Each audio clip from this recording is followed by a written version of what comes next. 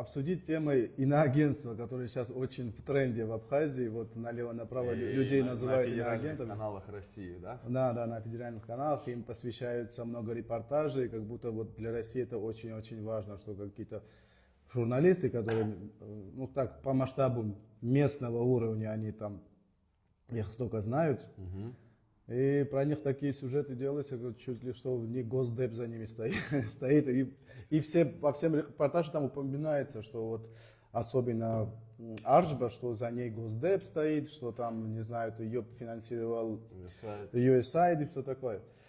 И если просто послушать даже репортажи, даже в самих репортажах российских, если просто вслушаться те разговоры, типа, которые они подслушивали, там в этих разговорах ничего особенного она не говорит. Она говорит, что мы не готовы к независимости, потому что как только идет речь о независимости, нам сразу приходится отдавать какие-то территории. Да.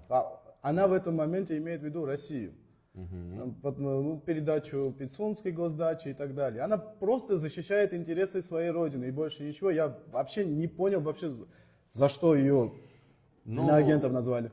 И ее, и также Изида Чани, Аржба объявила, конечно же, Россия иноагентами.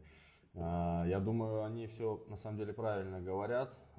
Они действительно сегодня каким-то образом пытаются проблемы, которые существуют в Абхазии, выставить, так скажем, на поверхность и не замалчивать это.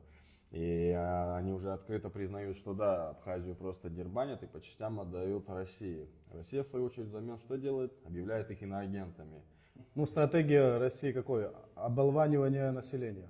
И чтобы этому не мешать, не должно в масс-медиа никто говорить иную мысль. Инакомыслие это для них это самый серьезный враг. То получается, даже нельзя мысли допускать какие-либо. Да, вот когда убирают таких личностей, как Чани, Аржба, там их и так очень мало в Абхазии, то будет по ящику будет слышны только одно направление, и, конечно, Россия будет легко уже оболванивать население. Ты знаешь, самое, что вот интересно, я вот последние комментарии тоже по этому поводу читаю, сами абхазы уже пишут, что эти женщины, они вообще никакого отношения к Абхазии не имеют.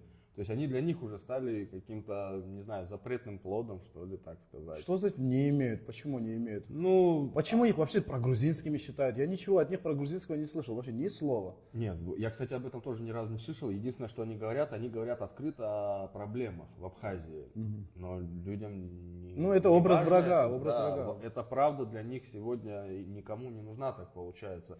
Лучше замолчать, все тихо отдать.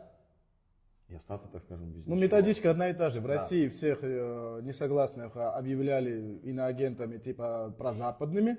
Да. А реально люди были просто патриотами своей страны, своей России. И то же самое сейчас та методичка работает в Абхазии, что все, кто не за Кремль, они все прогрузинские и прозападные.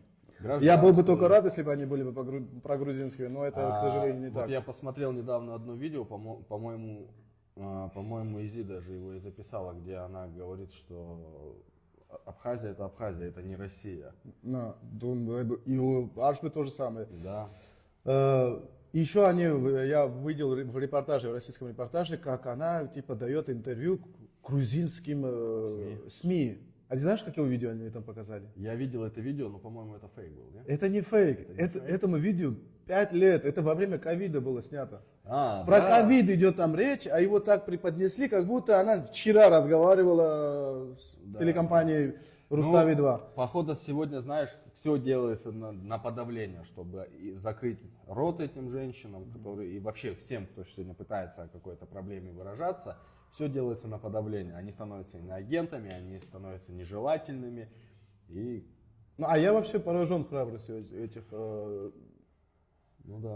женщин, потому что многим мужчинам они фору дали бы по храбрости. Я тоже так думаю. И я бы на месте многих мужчин бы просто сделал бы все то же самое, что и они.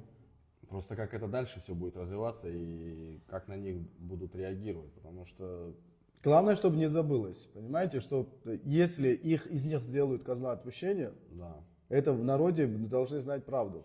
Народ должен знать своих героев. Ну да, и почему почему в их сторону очень мало поддержки идет сегодня с абхазского населения? Я вот это также до конца А ты не могу заметил, понять. что абхазское население, в последнее время я такого запуганного еще не видел, абхазское население. Ну, Вот я серьезно говорю, после предвыборных событий, после Следственного комитета России, Да. после их высказываний, там, Всё, там, резко, тишина. там резко упал патриотизм, и люди начали просто вот моя хата с краю, вообще не вмешиваться, ниже травы, тише воды. оппозицию вообще не слышно. Вообще, как будто ее вообще нет, Да. как будто ее слили. Как будто бы их и не было. Куда они делись? Адгура не слышно, никого не слышно. Вот ты сейчас вспомнишь все, что происходило 2 месяца назад и что происходит сейчас. Да. Как будто 2 разных региона вообще. Ничего не связываешься с друг другом. Почему-то все Полностью очень вот эта ослабли. вот жилка, которая была, ее как-то очень быстро искоренили из народа.